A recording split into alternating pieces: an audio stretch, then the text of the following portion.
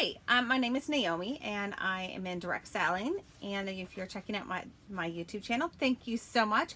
In this video, we're going to talk about wording and the words you need to use to close the deal, or you should be using when it comes to growing your network marketing business or any business. I am very new to this. My full-time job was a nurse. So I know how to educate, but when it comes to influencing others and making a sale or a closing easier for somebody, I didn't know that. So it's something that I have researched. And one of the books I came across that I've been listening to, I'm going to share some of the points of this, is from Philip M. Jones. I'm listening to this on Audible, and I love his British accent. And it is exactly what to say, the magical words to influence and impact. So I'm going to take a couple of the words that he talks about there and share it with you guys, and hopefully it will impact your business. I thought what he's been saying has been beneficial to me, and I'm going to be using them, and it takes practice. So this is a words that we want to use to increase our business and how we sell or help others. So what you want to do is, when you've had a transaction that you have been a part and you think about one of the best ones you've had where you feel like you're not being pushed, but you feel like you're being presented and you're making the decision. And so you also want to do the same thing for somebody else. You don't want to be a pushy salesperson. Nobody likes that. If you can remember the past, when you've had somebody push with you with a salesperson, I walked away. I had that happen, a horrible happened with a real estate agent, and I fired him with that day. It's done. So you want to have the same situation. You want to be with somebody who's going to be giving you the options, but you make the sound decision. But it also about when you're helping someone making the decisions, there's words that you're saying that are becoming pushy, and you don't want to be that way. So one key phrase you can use is, I'm not sure this is for you, but.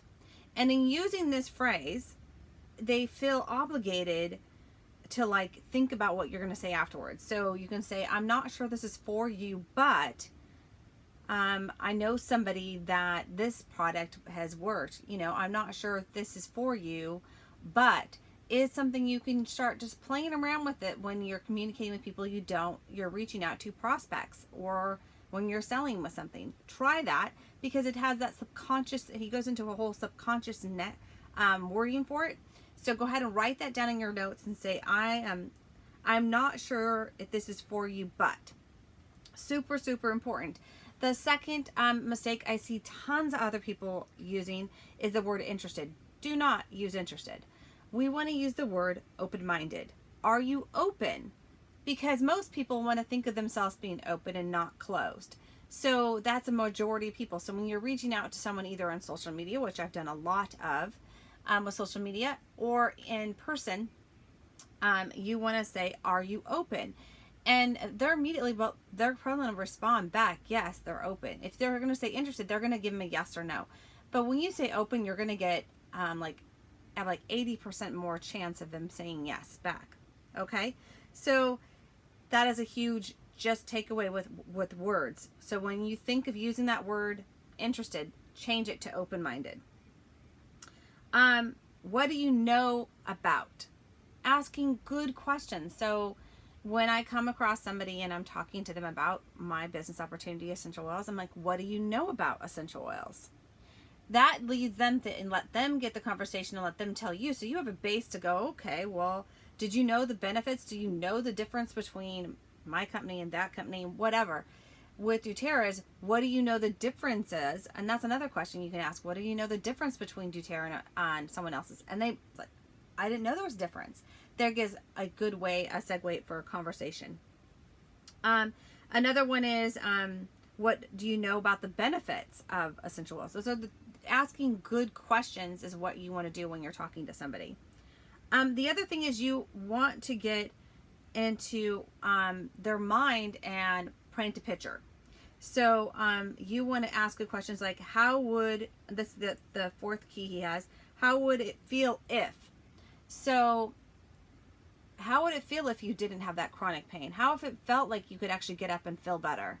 How would you feel if you had a few extra dollars coming in every few months? How would it feel if you had more energy, or if you were sleeping better? asking those questions really, really, really will help them go, oh. And so that is a huge, people are motivated by avoiding a loss or getting away from something or going towards something that they do want. Okay. So that thinking about how they're motivated. Another thing is, instead of someone saying, well, I don't have time, you want to say, when would it be a good time? Already assume they're going to meet with you. You're talking to someone and go, hey, when would it be a good time for me to send you that information or talk to you on the phone? Use that language. When would it be a good time? Something to write down, something to use when you're prospecting.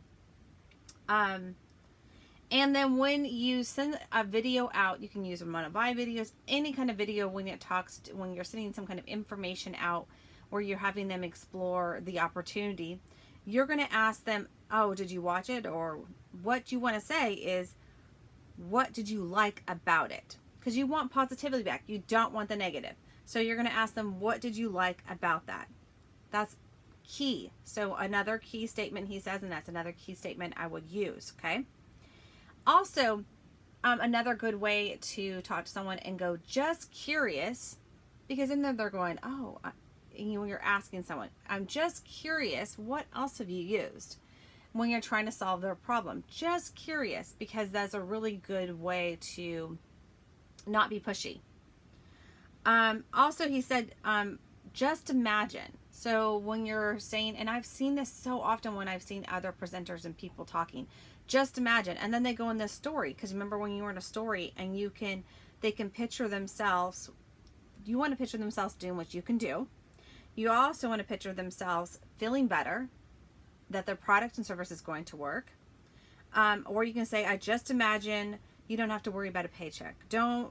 Just imagine you waking up refreshed and that you slept. Just imagine you're getting up and feeling the energy. Just imagine that you're not suffering with that chronic pain.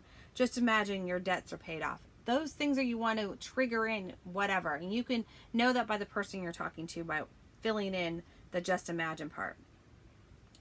So those are some key takeaways in this short thing. Again, it's a good book that you should purchase and look into exploring, or just check out more of my YouTube channel. I hope to help you grow your network marketing business.